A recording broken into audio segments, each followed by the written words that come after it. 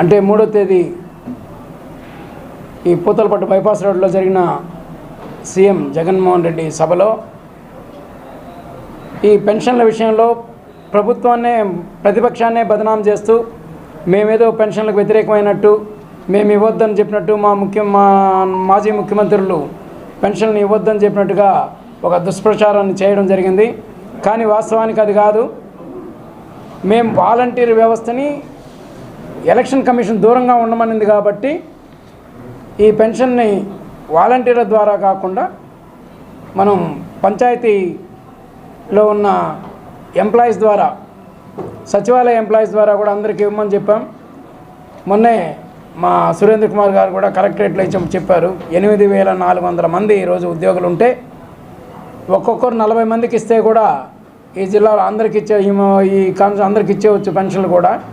అలాంటి దాన్ని రాజకీయం చేస్తూ వాళ్ళ దగ్గర ఫండ్స్ లేనప్పటికీ కూడా దాన్ని కొద్దిగా ఇస్తూ నెపాన్ని మా మీద వేస్తూ చంద్రబాబు నాయుడు గారిని బదనాం చేయడం జరుగుతూ ఉంది. సంక్షేమ పథకాలకు ఎప్పుడూ తెలుగుదేశం పార్టీ వ్యతిరేకం కాదు. దేశంలోనే మొట్టమొదటిసారిగా సంక్షేమ పథకాలని ప్రవేశపెట్టిన పార్టీ తెలుగుదేశం పార్టీ, నందమూరి తారక రామారావు గారు. అదే వరవడిని కొనసాగిస్తున్న మా చంద్రబాబు నాయుడు గారు ఒక్కసారిగా 75 రూపాయల నుంచి 200 చేసి 200 నుంచి 2000 చేసిన ఘనత నారా చంద్రబాబు నాయుడు గారిది. ఈరోజు వీళ్ళు 3000 చేస్తామని వాగ్దానం చేసి 250 రూపాయల లెక్కన పెంచుతూ 5వ సంవత్సరంలో ఈరోజు 3000 చేయడం జరిగింది. ఇది ప్రజలను మోసం చేయడం కాదా? మీరెక్కడ మీ కమిట్మెంట్కి నిలబడినారు? మడమ తిప్పను మాట తప్పనన్న మీరు మీ కమిట్మెంట్కి ఎక్కడ నిలబడినారు?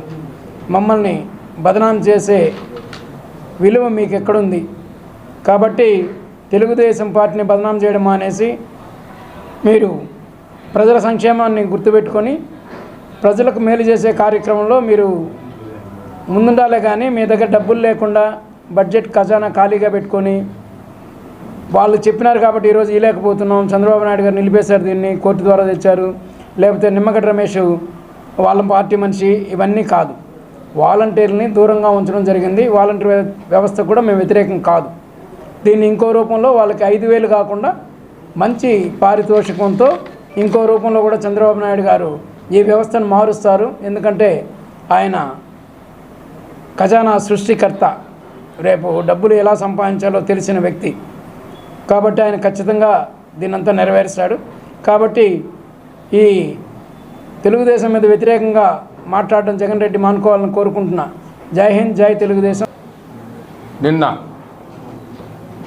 జగన్ రెడ్డి ముఖ్యమంత్రి పూతలపట్టు నియోజకవర్గానికి చిత్తూరుకి కోత బయట దూరంలో వచ్చాడు. అక్కడి నుంచి చంద్రగిరి నియోజకవర్గం కూడా బార్డర్లోనే ఉంది.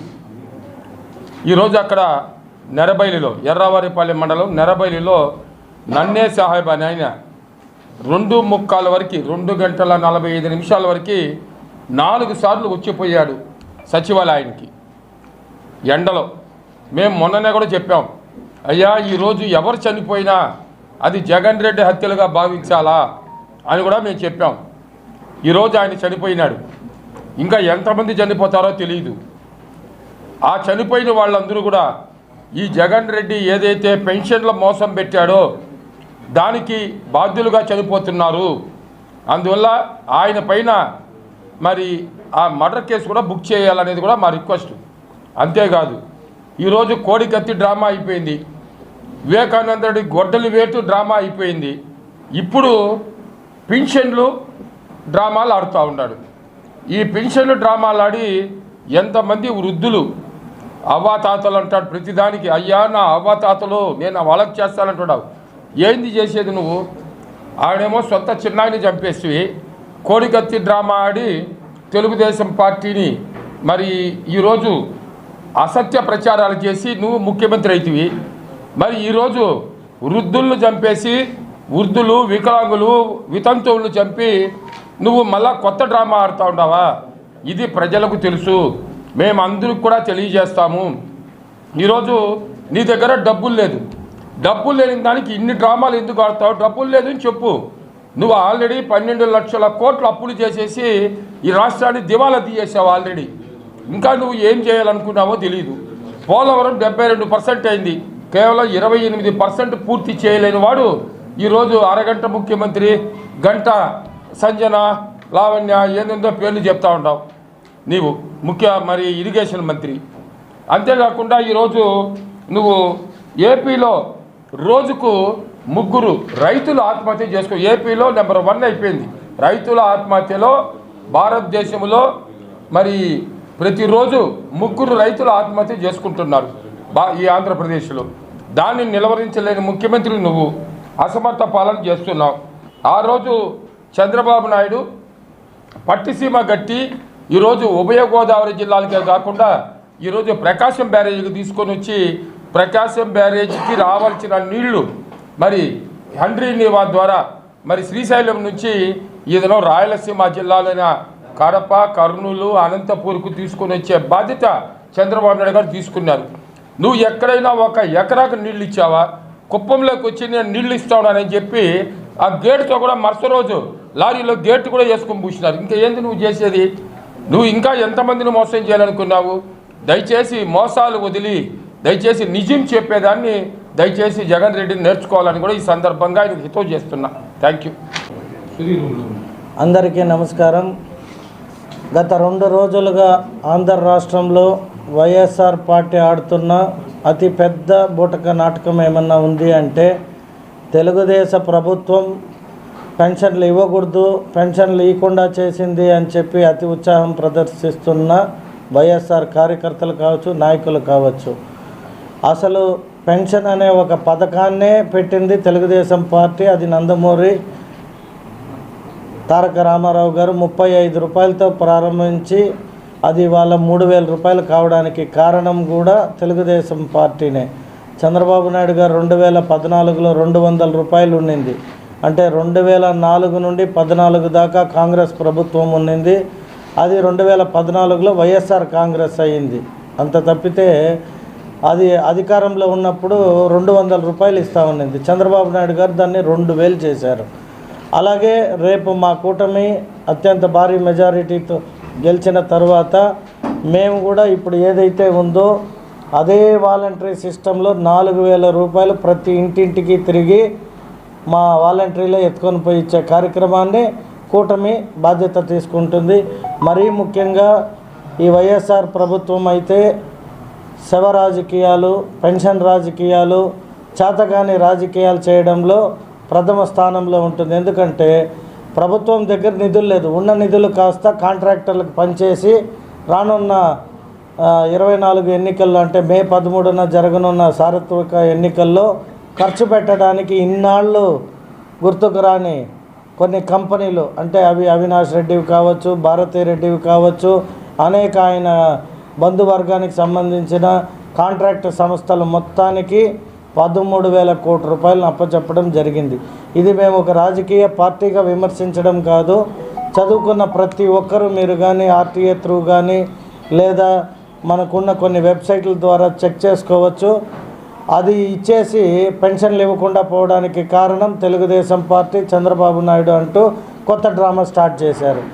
ఎలక్షన్ కమిషన్ ఈసీ కంట్రోల్కి వచ్చింది కాబట్టి వాలంటీర్ని పెన్షన్కి వాడొద్దని చెప్పింది తప్పితే తెలుగుదేశం పార్టీ నాయకులు, తెలుగుదేశం పార్టీ ఎక్కడ కానీ వాలంటీర్ల ద్వారా ఇవ్వద్దండి, పెన్షన్లు ఇవ్వద్దండి అని ఎక్కడా చెప్పలేదు.